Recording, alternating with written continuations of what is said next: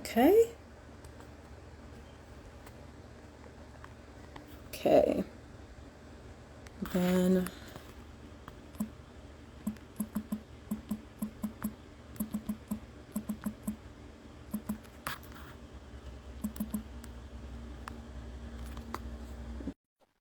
clean cats.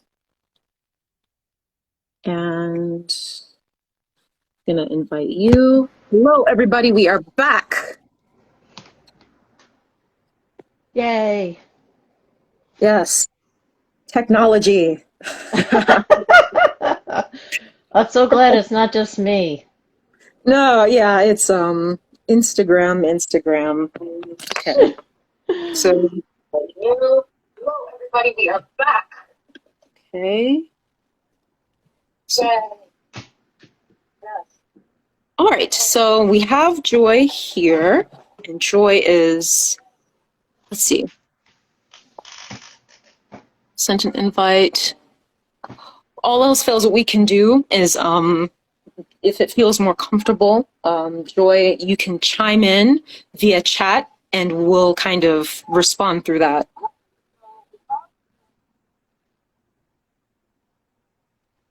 But in the meantime, hello, everybody, and welcome to our Fireside Chat. I am Robbie Atkinson. I am the founder of the Foundation for Interethnic Restoration, and today we have Ms. Jernee Montoya joining us as we talk about racial trauma and addiction. Ms. Montoya, would you be so kind as to introduce yourself? Oh, sure. Hi. Thank you so much, Robbie, for having me. I have a lot of gratitude for being asked to speak with you all today. Um, as you said, I'm Jernee Montoya. I am a licensed clinical social worker, and I'm also a certified alcohol and substance use counselor, and a certified complex trauma specialist. And I just say that to kind of give you some context of what my experience is. And I'm the advisor for the Clean Cats College Recovery Community at Pratt Institute. And that is hosted through the Pratt Institute Counseling Center where I work. Mm, Oh, I wow. also just want to say, sorry, my pronouns are she, her. Excellent, excellent. Thank you for that introduction. So, just from what I'm hearing, you do really, really powerful work working with the students with addiction, with essentially recovery, the process of recovery, and especially when it comes to like a variety of subjects. I think alcoholism, you mentioned, even body image, a number of things like that, right? Yeah, Mm. yeah. So that in and of itself is like a tidal wave of a journey, I think, trying to help students process that Mhm. and walk through that. So very interesting. Thank Um, you. so that having been said, with our organization focused on raising awareness about racial literacy and helping people to discover, acknowledge, and at least foster the process of overcoming their racial trauma, right? Because racial trauma is a subject that does not tend to get as much attention. It doesn't get as much light, right? In matter of fact, as I understand it, the DSM does not even really list it in there. So this is a common problem that does not really have an official definition according to certain professional standards, right? So Hmm. I guess in relation to racial trauma, which for those who are for this the first time joining us or they are not familiar with these terms, racial trauma is essentially PTSD or emotional strain that the BIPOC community tends to experience from encounters with racism. So when we say PTSD, we're talking about depression. That can be fear, that can be anxiety, that can even manifest as physical ailments, diabetes, blood pressure, a number of things that have not really been covered or discussed within society. Um, and I think it's important, especially with America's current climate, seeing what has been happening with the hate crimes against the Asian community, the police brutality against the Mhm. Black community, and many other things. And then, of course, we just had Roe versus Wade, right? So many human rights issues going on, right? So I guess as we focus on this one thing, racial trauma, I guess how or what are some ways that in general people tend to cope with trauma in general based on your experience?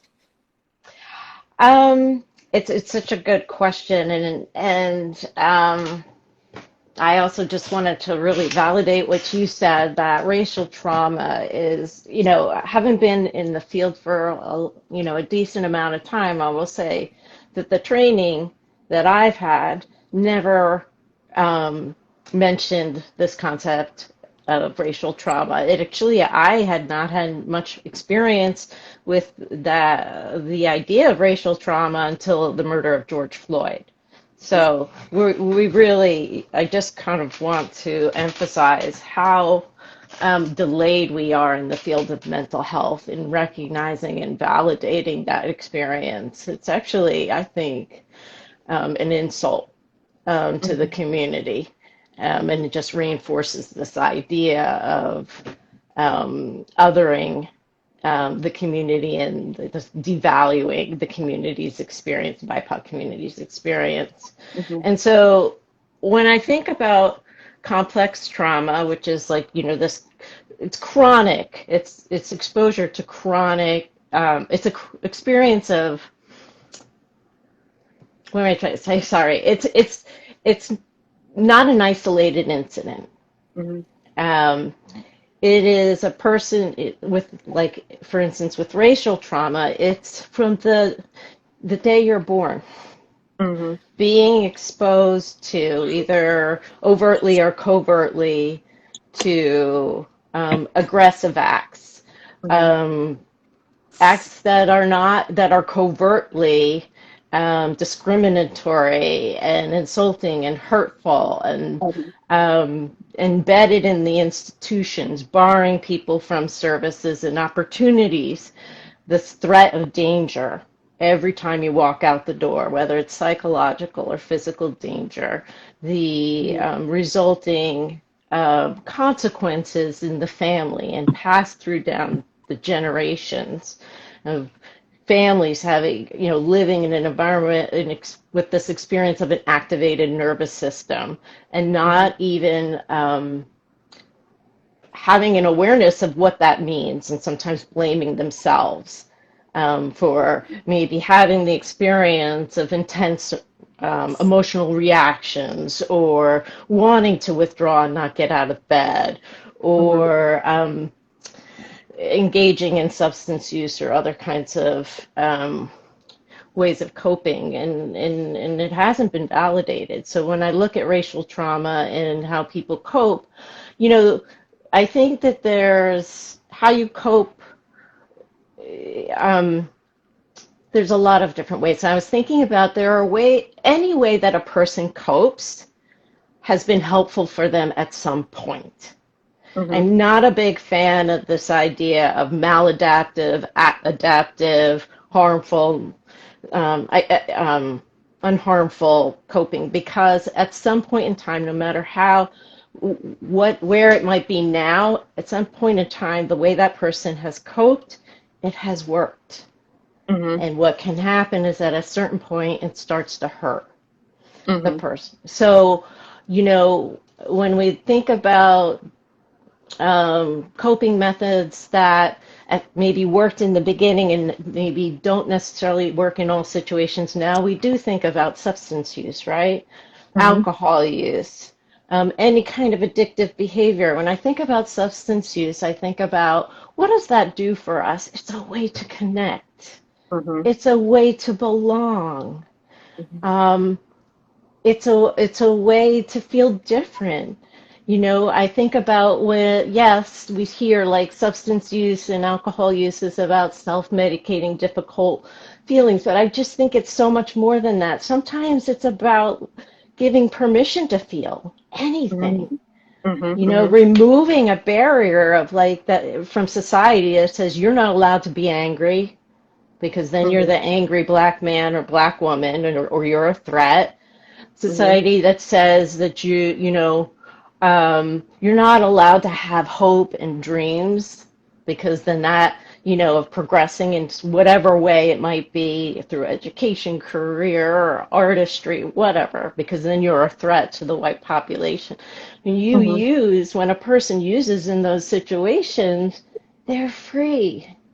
You can Mhm. have hopes and dreams. You can imagine something different for yourself. You can feel angry. You can feel joy. You can feel happiness. Mhm. Obviously, not you, but one who has this kind of experience, right? So to me, Mhm. that's a coping mechanism that makes sense. When I think, um, and an addictive behavior includes what we call process addiction. So gambling, sex, um, gaming, Mm. overuse of social media and being online. I mean, we have stories of people who will go days without even bathing Mhm. and eating to engage in gaming in this fantasy world where they can disconnect and be someone Escape. different. Right. Right. Yeah, which is actually another way of coping is retreat, right? Withdrawal. Mhm. Mhm. For some people, it's fantasy. Sometimes it's impulsivity, acting without really thinking ahead, like of the consequences in that moment and then maybe the week later and whatnot. A person putting themselves in dangerous situations, you know, um, going out alone at night, coming home, especially, if you're, a woman or someone who is vulnerable, coming home late at night by yourself, going home with strangers, um, driving too fast, riding too fast. I mean, there's such a long list of ways that a person can engage in dangerous behavior. Self-harm, which is, I think, connected. So cutting or burning or picking or hitting your head. Like, there's actually research that shows that when a person does that, they get relief in chemically, that there's a release of opiates that anesthetize those Mhm. very difficult experiences. Sometimes people just want to escape from feeling numb. They want to feel something, some kind of relief from that experience. Right. Right. Um, So, um, okay, yeah, I could go on, but that's just some. Go ahead, sorry. no, no, no. So what I'm hearing is that there's a myriad of different coping mechanisms that some have been explored and maybe some have not been so explored. And it's all the more reason why something like racial trauma really has to be, um, I guess, deconstructed, so to speak, because there are so many layers to it and so many ways that it can manifest. So this is interesting. Now, before we continue forward, I wanted to take a minute to introduce our volunteer, one of FIRE's volunteers, Joy Johnson. Thank you so much for joining us. We're happy to have you. Um, Before I continue to ramble on, do you have any questions or any comments about something that you heard? And by the way, to our audience, to those who are watching, if you hear anything that resonates with you, feel free to react. If you have any questions, something we can kind of pivot off of, please feel free to type it down. I'll be watching and we'll see what we can do with that. But yes, Joy. No, I don't have any questions so far. You can't hear me. Yes. Okay. Okay. No, I don't have any questions so far. I'm as I was listening, I was saying, okay, where do I fall in that list? Okay, no, that's not me. That's not Seeing where it applies, right? Right. so, but no, I mean, I find it very interesting so far. So, but I'll just raise my hand if I have a question.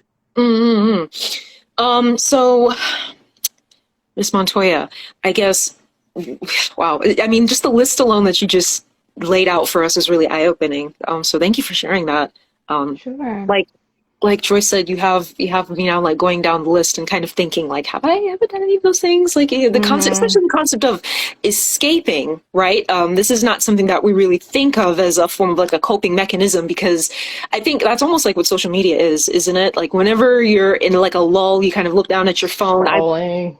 Heard a lot of people actually when we do our story posts and we ask people how do you respond to something like racial trauma or something that triggers you, something a lot of people will say is they will numb themselves because they get so it bothers them so much that they can't quite process everything, and they would rather divert their attention to something else. And so numbing and escapism is something that another good point that I think could be Mm. further explored.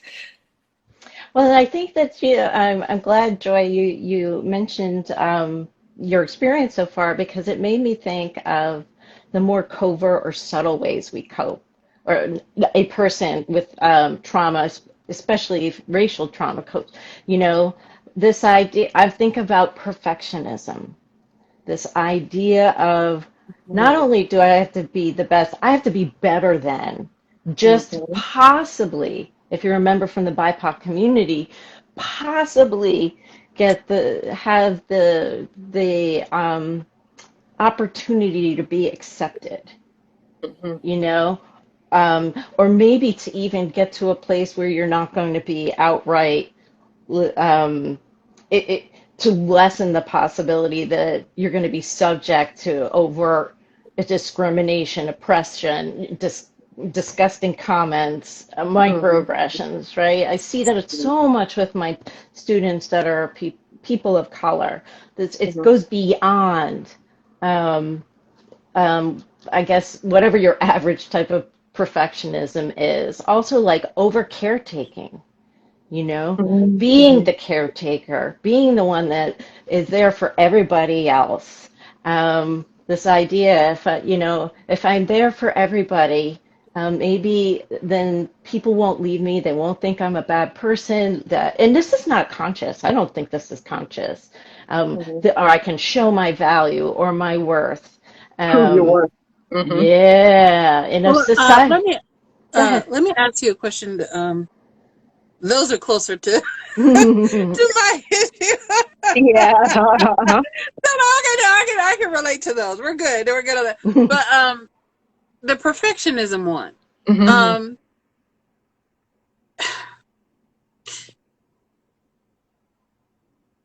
it and I don't know how many other African Americans or Black people are watching this. It is a part. I was raised. Okay, I was raised. You get better grades. You dress better. You try Hmm. harder. You talk more articulate. When you're supposed to be there at 7, you are there at 6:45. One up Do you the. understand what Yeah. I'm saying? So it was not even I never thought of it as a coping mechanism, as it was this is what you do because of the world we live in. So it was more like that's reality, Hmm. accept reality, do what Hmm. you need to do in order to excel. Yeah. Um, so when you talk about now, I definitely know that I have perfectionist tendencies. As I get older, I've gotten over it. But Mhm. um, the the thing that kind of resonates about what you said, but also kind of sends me into a deliberation, is that's what I'm teaching my young people. Hmm. So uh, I mean, so I don't know. Maybe you should. Maybe as you continue to talk, I mean, because no matter what, I mean, that's the world we live in. Do you understand? If you have, and I think this is the challenge that I have with um, dealing with the racial trauma is it doesn't change the Hmm. environment that Hmm. you're in, Hmm. and if we're going to survive and exist, how much of it is accepting the reality of Hmm. what you're dealing with. Mhm. Um, I mean, and I'm Mhm. just giving this as an example. There are young people that I've been thinking, I just need to pull you out of the public school system and teach you myself because Hmm. of what you're exposed to. Do you understand what I'm saying? And is that coping or is that just dealing with Trying to maneuver the society as it yeah, is. yeah, yeah. I mean, yeah, exactly. Is that just maneuvering? I mean, because my attitude now is I want to know if I see someone and because I used to think, in my younger years when I was more naive, that everybody was what you saw is what you get. Now I'm Hmm. realizing there's things behind, There's layers. So, right. So I just thought that, so now my attitude is, oh, okay, you're prejudiced. I need to find a way around you. So but is that coping? See, I've always thought of coping mechanisms as something I need to go to therapy for, or, counseling for, and versus dealing with the reality of the world that you're living in. And I didn't put the two together. Right. And so I don't know if I don't know if I'm making sense. I definitely think you're making sense. For sure. Like every aspect of what you said made sense to me. I was thinking first when you said, this is what I was taught. And so this is what I'm teaching, others. It's such a good point, because that is the intergenerational aspect of racial trauma, especially for Black Americans. How did your ancestors, I'm not sure if you identify as Black American, I'm not sure. You do? Okay. Yeah. So how did your ancestors survive? And when I think, when when people were enslaved, when Black community was enslaved, brought here against their will, tortured every part of the way, how does one survive that, even psychically, right? Let alone physically, is in a world where they had complete powerlessness. What can I control? Well, I can try to make no mistakes whatsoever. Does that mean that they were protected from punishment? Not necessarily, probably very rarely. But this is what, this is the fantasy, I think, that actually the BIPOC community is fed. You have to act differently. You're not acting white enough, right? And this promise of that whiteness, I think, in a way, like I think in our society, white equals equality is if somehow you can turn yourself white, which is the most ridiculous concept and unachievable. And it's arbitrary, right? The color of someone's skin, yet there's so much hurt that's embedded in this idea of what a person looks like, the color of their skin. And I was thinking also, is it coping, or is it the way to navigate this reality? And I was thinking, what an excellent point you made, because coping is a way to survive. How do I survive? Yeah, they're connected. How do I survive pain? How do I survive threat? Trauma is about feeling threatened. Your physical, emotional, spiritual integrity has been threatened and or violated, right? How do I survive this? That's how we develop coping mechanisms. Coping mechanisms is like this buzzword, like you said. Oh, you got to learn some coping mechanism. Go talk to a therapist. We're all coping. The whole human race is coping with something on a regular basis. Some way. For trauma, right? For trauma survivors, part of it is that you're really trying to survive these experiences that are not even always obvious to you. Like when you're thinking about, how can I keep my loved one, my child, safe? I'm going to give them this kind of advice when they walk out the door, right? Because they're unsafe. There's a sense of unsafety from the moment they step out. You have to give them the tools that they need that will not necessarily be given to them otherwise. It's kind of like the concept that most Black families have. I don't mean to cut you off. What you're saying reminds me of, I don't know if you remember, there was an ad, a company put out an ad on TV years ago, and I remember it was almost like focusing on the talk that Black parents tend to have with their children, where they say, okay, understand that when you go out into the world, this is what can happen, so you have to respond this way. And that's what the ad was. But it was like, it was a company like, something like not toilet paper, but something like random that like it was an not an unusual association, but you would not have expected them to take that route. And what's interesting is every Black person that saw that ad was like, yeah, that's true. And there was actually a huge backlash against this ad to where people threatened to boycott the company because they did not like the message that was being sent. But what you're saying, what I'm hearing based on what you're saying is that ad was relaying the way that the Black community copes, survives, navigates their space and their time, their path here in America because of the way American society is. And what's interesting is simply speaking that reality or speaking on that truth upsets people because they don't even like to be aware that that is a thing. So that's another aspect of coping, not realizing when you're coping and navigating. And another aspect is other people not even wanting to hear that you're coping because they're like, no, everything's fine. No. You know, like, how dare you? You're the racist one for bringing this up and talking about this. I don't want to see that. Ban them, right? So Yeah. It reinforces the trauma because it's you're being gaslit. Yes. What both of you are saying is actually helpful to me because I'm having flashbacks of moments in my life. But one of the things that I didn't realize till this moment is because I was raised, you have to be the best, you have to strive, you don't get to make mistakes, you know. So that type of mindset, and we were raised to think that's and because we're Christian, you're doing all things as unto the Lord. So you're just trying to be the best person you can be for God is the way we thought.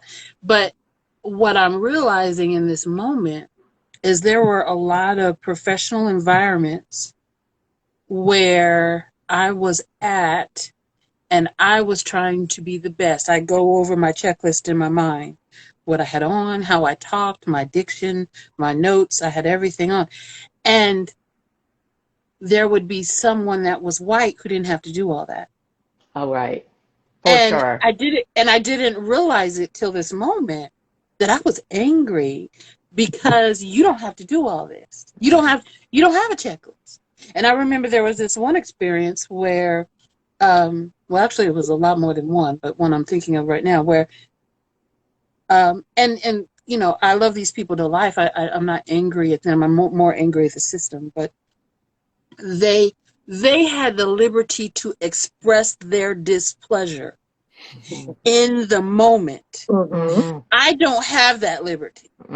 So there would be moments where I had displeasure about something that was going on, and I had to swallow it. But you get to raise your hands in the air and march up and down about how unjust the world is. I didn't get that. Right. So, and what I'm realizing is that a lot of times when people say Black people are angry, that's what we're angry about. And because it's like, you don't realize how much work it's getting just to stay acceptable, stay in the framework. How much they're having to cope. Exactly. So, but again, I just realized that while you all were talking, so that was kind of cool.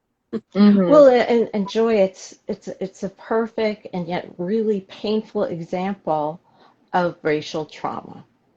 It's so insidious. I find that in my understanding, from my work and all the wonderful teachers I've had who are from the BIPOC community, is that a lot of times you don't even realize you're having a trauma response or that the impact, because number one, lived generations of invalidation. That's not your experience. That's not real. That's not based on facts. You know, you're ill, you're a criminal, you're crazy, you're not smart. You can go on, right? Anything to invalidate what's a threat to the white community, the white majority, right? The community that holds power. They don't, and I do want to acknowledge that I am a white cisgender female who has unearned privilege because of those things that I just was born with, Mm-hmm. right? So arbitrary. And so when I say the white community, I include myself in that. Mm-hmm. Mm-hmm. That we are threatened. People are threatened. And it's too much shame for someone to look at. Sometimes I think it's about individuals not wanting to, they can't handle the shame. But I Mm-hmm. think the system, it's not so, I mean, maybe I don't know, well, I don't know what the word is, but the system is more about, I don't know so how much it's about shame, but more about the concern about losing power. Mm-hmm. That is such a huge threat. Well, Um, I can personally testify to that and experientially Mm-hmm. because you have these different experiences where somebody would set the bar and then you'd meet the experience and then they'd raise the bar higher. yeah. And Someone said fear in the comment section. Yep. oh yes, exactly. Yes. Yeah. And it's so the bar kept moving up and you keep trying and after a while you start to say, is it just me? Am I Right. missing it? And there are some there are experiences. I have to be careful not to be detailed because this is live, but there are experiences where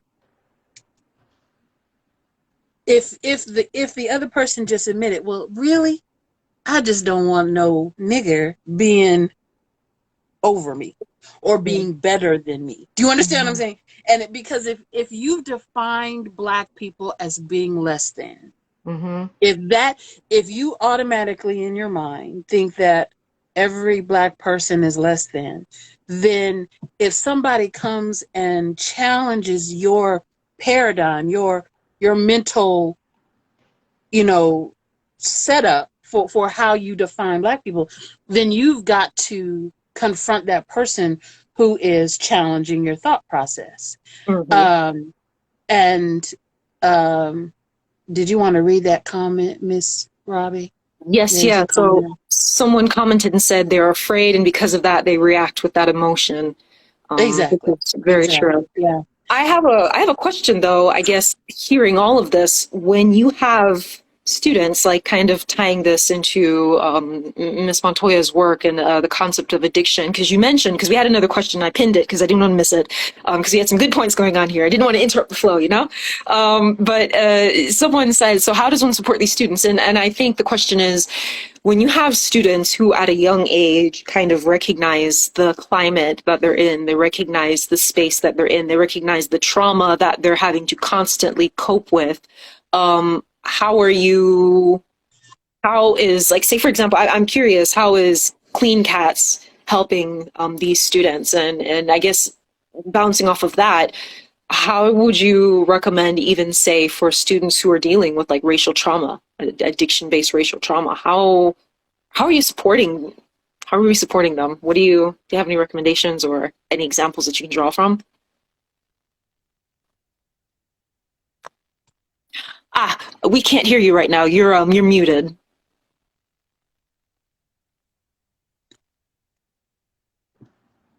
Can you hear me now?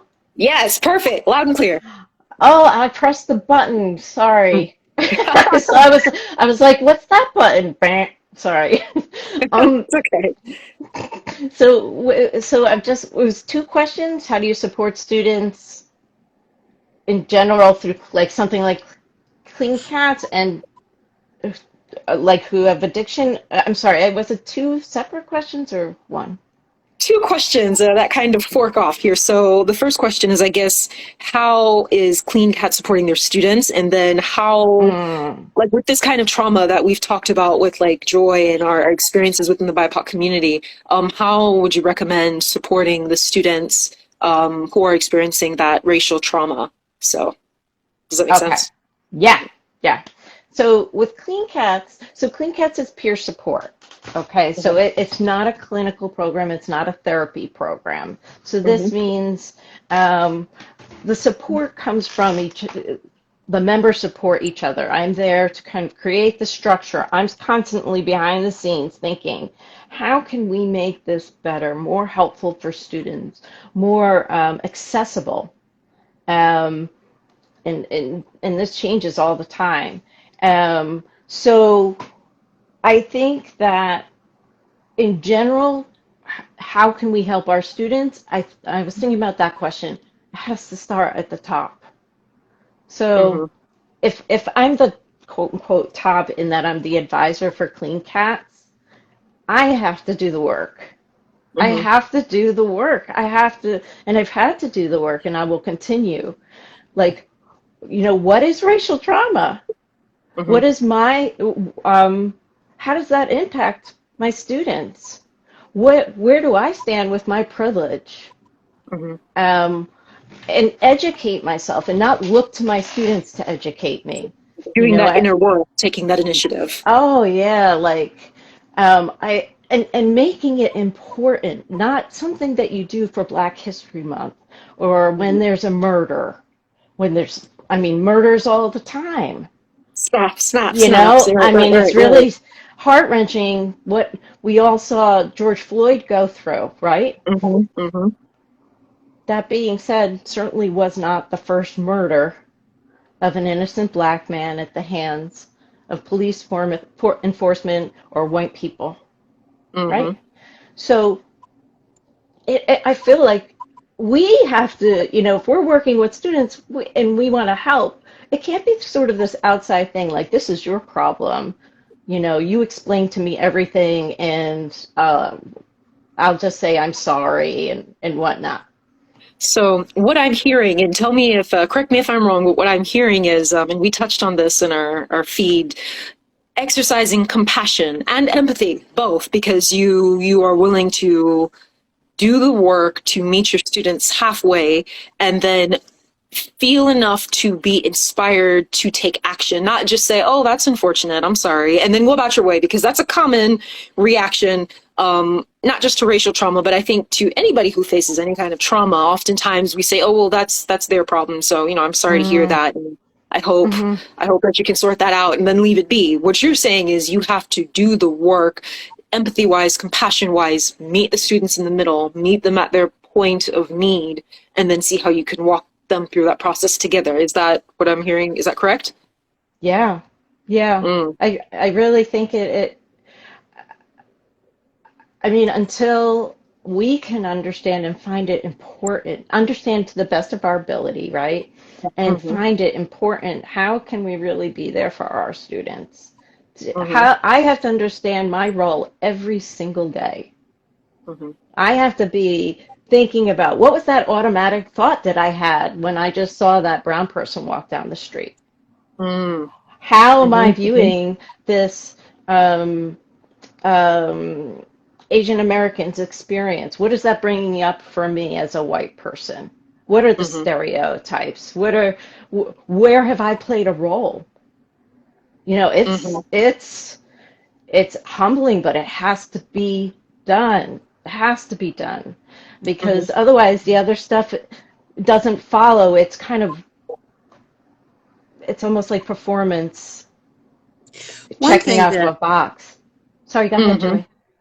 one thing, and I don't know if you've had to face this or have had a conversation about it with your students, but one thing that is very real for the Black community, at least, and I've seen it because I've worked several years in the criminal justice system. Um, so I'm thinking I've seen it in the Asian community, I've seen it in the Hispanic community, but I know it in the Black community.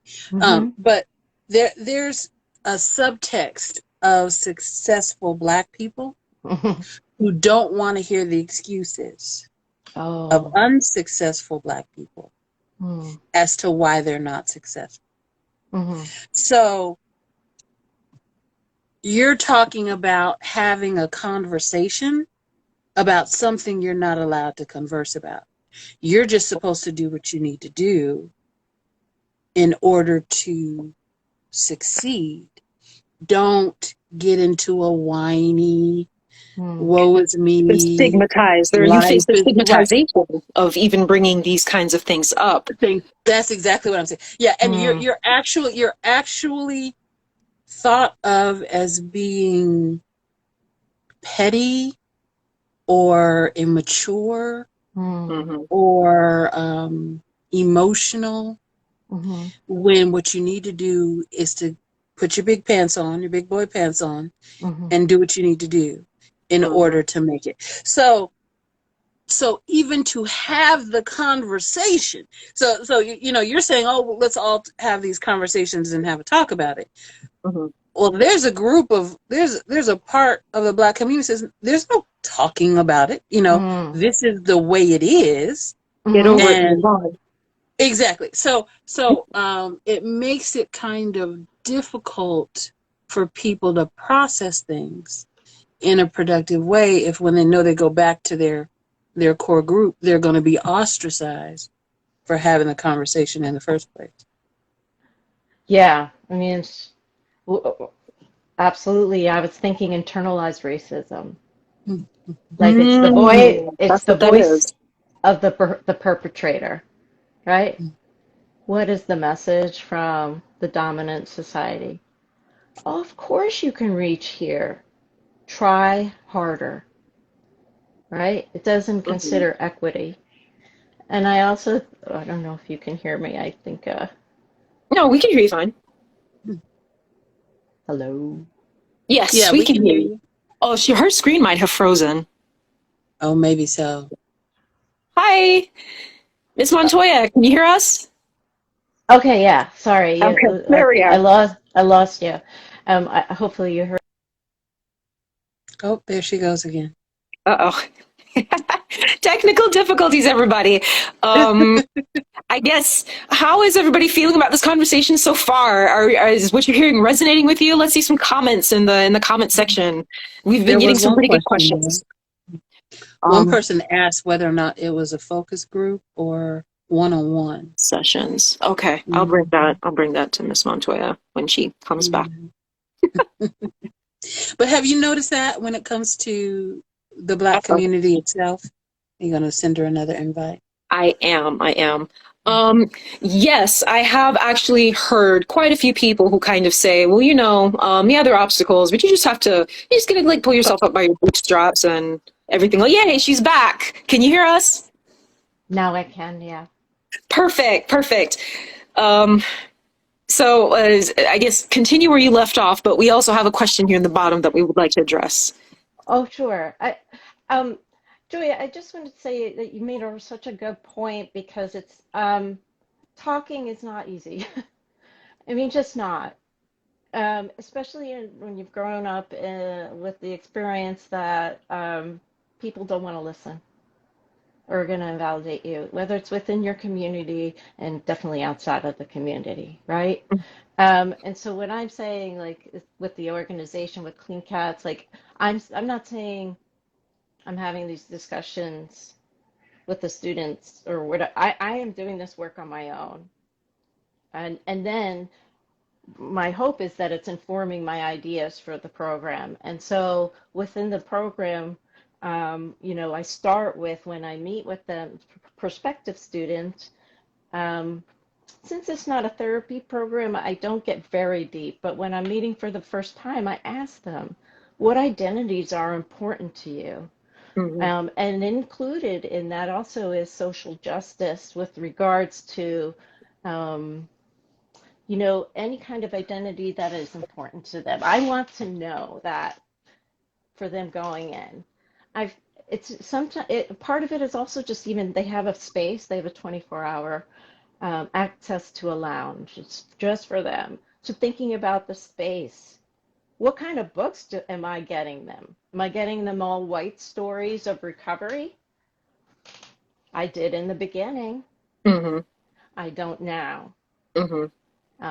Now I'm really because I've learned, and I want to learn. I don't want a person to come to our space and feel just as alienated as they do on a regular basis out in the community. Oh, were And you I going to ask something, Robbie? I was, and I think you said something that really resonated with me in relation to what Joy just said. Is the difference between, because Joy, while you were gone, Joy asked the question of whether or not I had encountered other Black people within the community who kind of said like, oh, just get over it. There's not really a problem. You just need to kind of maneuver your way through it and be done with it. But the difference between, I think, what I'm hearing with what your program is doing and, say, Joy, those members of like the Black community who have that internalized racism voice, kind of just telling them to push on because it worked for me, so it should work for you too, right? That one size fits all, is the people that you talk to who have that response do not want to talk. And that therein lies the key difference, is that with the Clean Cats program, they are met with people who want to talk, who want to learn, who understand, like Miss Montoya, they understand that they need to understand, versus those who have already succeeded. There's almost and part of me also thinks too that it's a matter of, in my opinion, humility, because as a mental health professional who's trying to help people, like I said, you're meeting them on their level, you're meeting them in their place of need. The people who make those comments, well, they've already made it. They feel they're above those problems, right? And that's what that is. And someone said, love the openness to learn and be informed. Right. It's a matter of, they don't think they need to be informed. They don't think they need to talk because it worked. And I mean, if it floats, let it sail. You better learn to swim, right? That's kind of, it's a selfishness. Well, I agree. I agree that it is a selfishness, but I want to take it one step further and say it's also a level of pride, because if you got through it and you were just lucky, or you just happened to slide through and achieve your success, and it wasn't because you're just such a wonderful person and your skills are just so amazing, but you were just fortunate enough to survive. If that's in the back of your mind, then for somebody to tell you, well, I wasn't so lucky, it didn't work out that way for me, then there's there's two things that happen, in my personal opinion. One is, what are you doing for the person that didn't make it? Because if you're self-centered and you're so busy going around talking about how wonderful your life is and how you did not allow trauma to hinder you from achieving your dream, you're not taking responsibility for the other members of your community that need that help and were not fortunate enough to get past the obstacles. And the second part of that is, you can't claim how wonderful you are. It can't be about your personal achievements if, when other people do the same thing and don't experience it, the good that you got, then you have to look at, maybe there's a systemic issue and you just happen to slide through, but one other thing I'd like to interject, because I don't know how long, Robbie, you're going to let us talk, is one of the things that has really bothered me when it comes to this subject of trauma and discrimination, is when you have to explain yourself.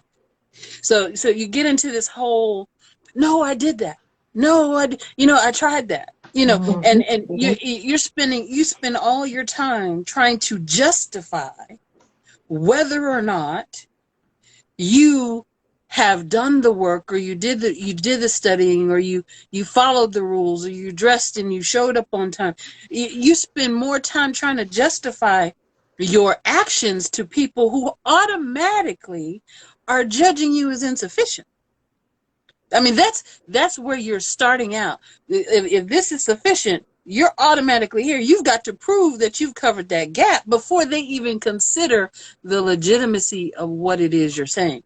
And that work of trying to justify yourself, in and of that by itself will make a person angry. Why do I have to explain myself to you? Why do I have to give you the list of how well I did this and that and the other for you to even think that I'm qualified? Why do I have to go through all that work? So that creates a level of animosity in and of itself.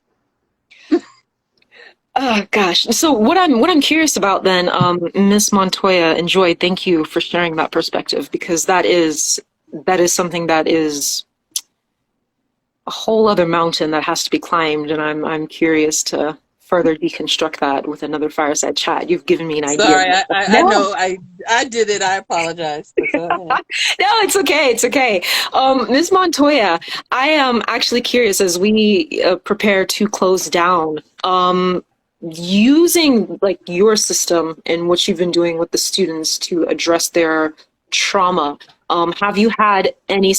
Out of curiosity, are these typically one-on-ones or are they group sessions? And what are some success stories that you can maybe share with us to encourage our audience? Let them know that like even if you have this internalized trauma, there are avenues that you can explore to help you, like Joy pointed out to me one day during conversation, overcome it, right? So like Mm. what are some success stories that you could share with us? Well, I guess it depends on how you define success. So, as I said, Clean and Cats is not a clinical program, it's Mm-hmm. peer support. So, you know, if someone joins Clean Cats, to me, that's a success because they've Mm, taken this step. It's an act of bravery. It's courageous. People who struggle with addictive behavior, if I'm just going to use a catch-all term, are ostracized and full of shame. If someone is on top of that, has experienced racial trauma, that is a double whammy.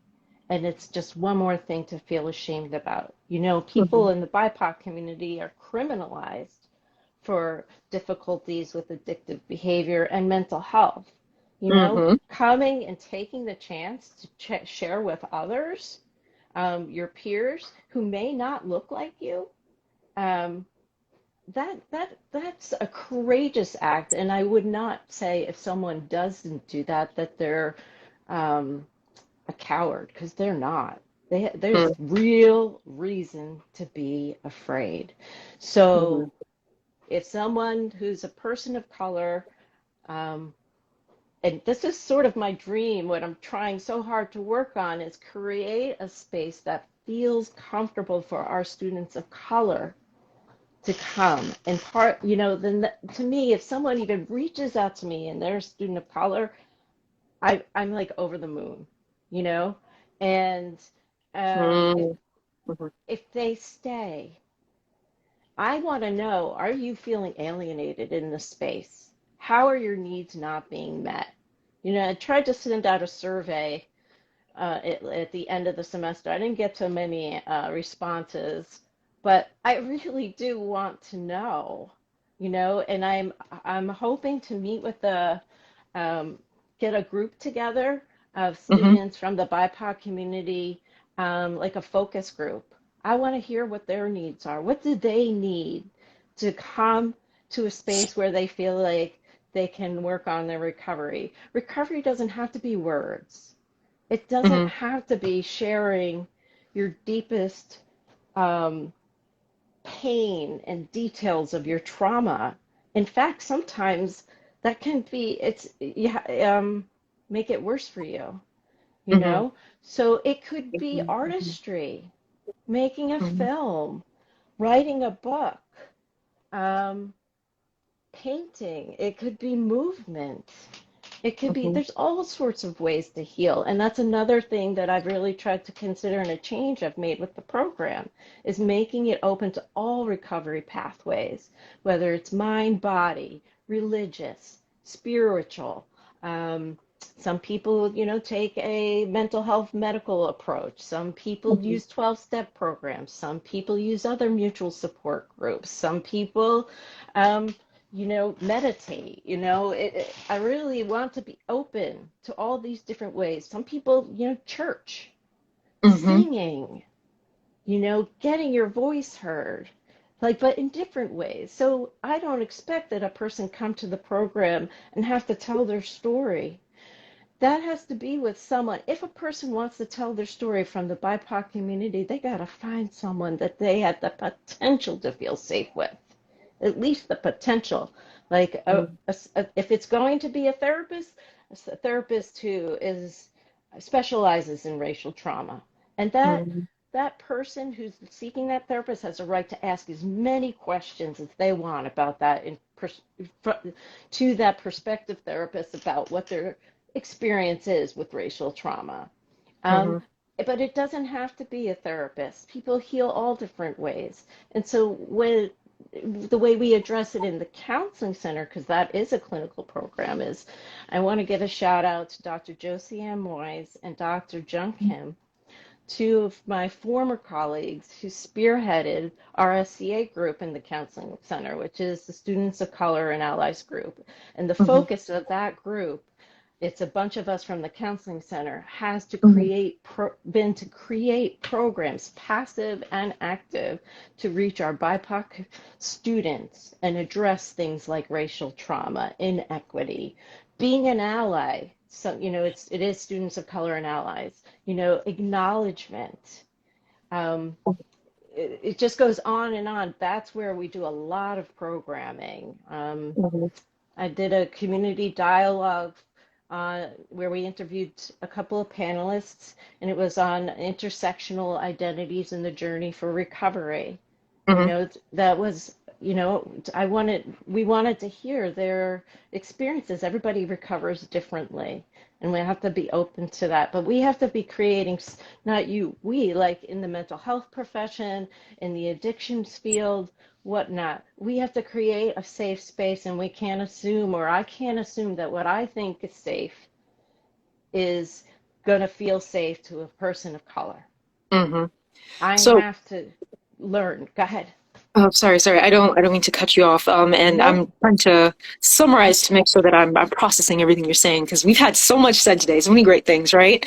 Um, so it sounds to me like so someone had asked, like, what are success stories? When you talk about like the program and what you're doing and how you're trying to provide for the students, at the end of the day, the success is not even, and this doesn't just apply to the concept of like addiction recovery, but also trauma and even like racial trauma. At least this is where I see that intersectionality is. The success lies in merely recognizing that there is something that has traumatized you, taking that step towards healing, basically starting and continuing that healing process and recognizing that your healing process may look different from somebody else, and that what helps you heal may not help somebody else. Some people, like you said, dance, some people music, singing, some people, like, there are different avenues that each person has to take, which essentially means that if you find something that hits the heart of the issue and offers multiple avenues, basically offer kind of a flavor for every person, or as many flavors as you can,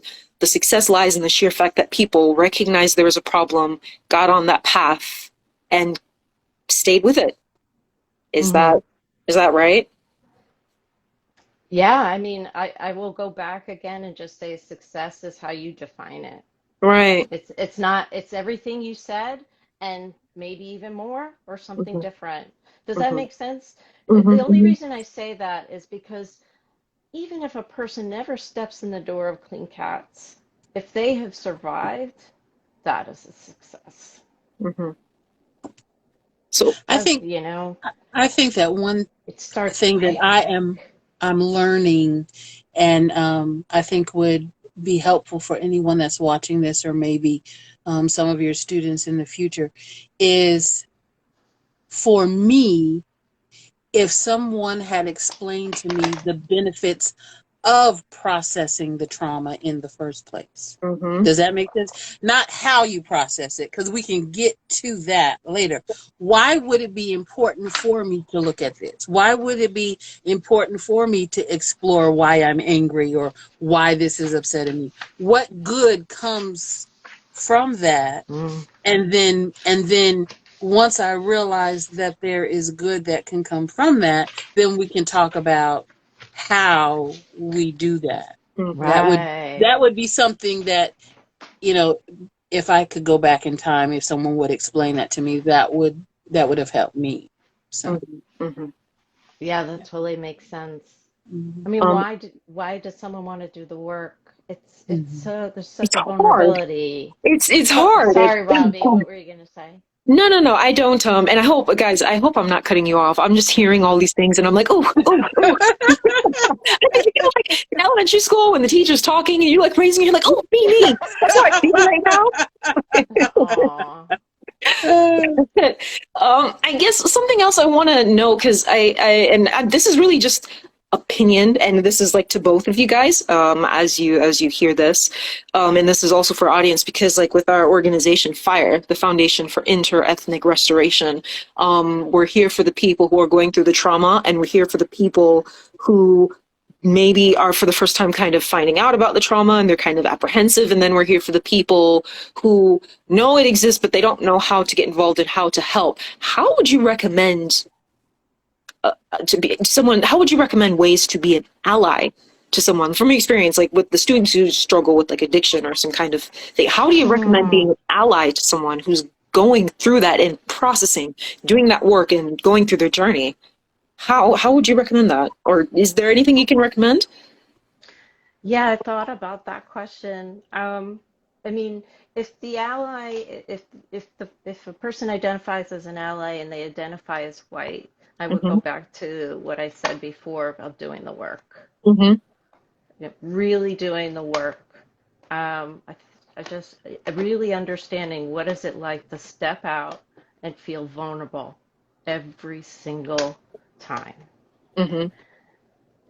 To really think about a time when this is what I imagine saying to my white students or white peers or colleagues or whatever, saying, imagine a time, think about a time when you felt pure helplessness.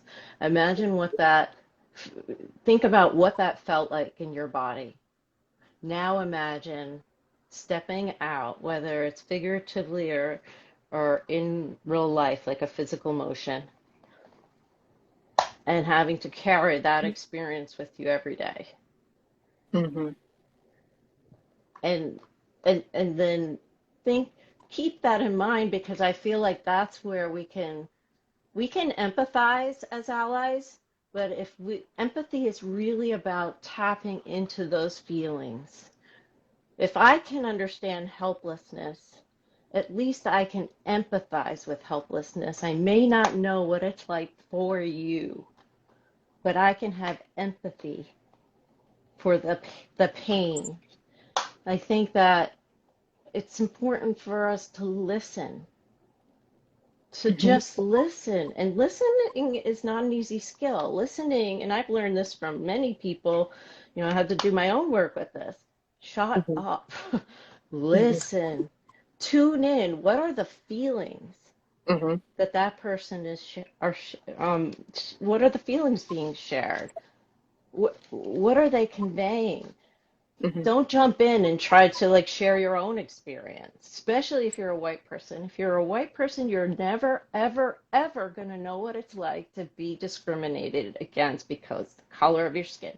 You may have that is not to negate any kind of oppression that you have experienced for other identities that you hold, but you will never, never understand racism. And Mm-hmm. so listen. If ask for I think ask for permission. Mm-hmm. If you have a question, may I ask? And be okay with, no, I don't really want to talk about that. Mm-hmm. Or the person sharing something that might kind of rub you the wrong way or that you don't agree with, and hold that feeling. Don't defend yourself or get defensive. I mean, that's not easy, right? Um, but it's important if you really want to be there for that person. Mm-hmm. I think about asking, how can I help? What would be helpful Mm-hmm. right now? Maybe they just want to take a walk. Maybe they want to go dancing. Maybe they want to talk about their experience and just have you listen. Maybe they Mm-hmm. want to do something funny. Maybe they want to share a part of their life with you. You know, if you really want to be an ally, you're going to be open to that. Uh, Openness and humility, Yeah, essentially. humility is very, very important. And I think, um, I could kind of go on and on, but those are the things that, and I think, really asking that, what would be good for you right now? The other thing I was thinking about, you know how we say, feel free to call or text or, I'm here if you want to talk. How many people actually really follow up on that, right? Now, if Mm-hmm. you're a person who's experienced racial trauma and or addiction, you most likely you're going to feel unsafe in the world, especially in relationships. That's a whole nother conversation. Addiction is relational, Mm-hmm. right? Racial trauma is relational. Mm-hmm. Trauma unrelated to race is relational. So people are freaking scary. If you're an ally, even if I think you're great, you're scary. So I think that this is an idea is that, yeah, you can put it out there. I'm here if you want to talk, but, maybe just check in. Mm-hmm. Well, one of the things that I'm impressed by the fact that you've chosen to do this work in general. Being a white person is impressive, and even Robbie, when we did the narrative for the people that were there, not everyone was Black, and there were people there that were intentionally there to empathize with the experiences of Black people, which in and of itself is impressive to me. Okay. Mm-hmm. But my one of the things that I have done, and again, I didn't even realize this was a coping mechanism until this point, is I don't talk about my Black experience with any of my white friends. Mm-hmm. I don't, because first of all, I don't think they're interested in hearing it. I don't think that they have the capacity for it. Mm-hmm. And I think that they think, well, life is hard. Mm-hmm. So I cannot think of a single white friend that I would ever talk to. I have white friends that I'd give my life for them. I love them. They're beautiful human beings. But I cannot think of a single one that would say, tell me about your experience as a Black woman. Tell me about what you've gone through. I want to understand. Mm-hmm. I don't think they want to understand. Mm-hmm. I think that, and please correct me, because I have a limited understanding. I'm a frail human being along with everyone else. I think that our society has made racial issues, it's so saturated. It's so, oh, there they go again. You understand what I'm saying? It's so it's to where they've become desensitized to the need of it, because it's like, oh God, I've got issues too, da da da da da. So It's like a circular situation almost. Like you have this issue that you almost feel you can't talk about, and for the people who do want to talk, it's like they have to be willing to kind of just move out the way, make space, listen. And then at the same time, there's a feeling of like, can I really talk to them? Can I really share this? So there's this, what I'm hearing is that there's almost this cycle that we tend to run on, right, as a society, and we're gonna have to break that down. It's kind of like, that analogy with the elephant. How do you eat an elephant? Piece by piece. one piece at a So time. this is what we're gonna have to do, y'all. This is what we're gonna have to do. Jernee, you said it's a lot of work.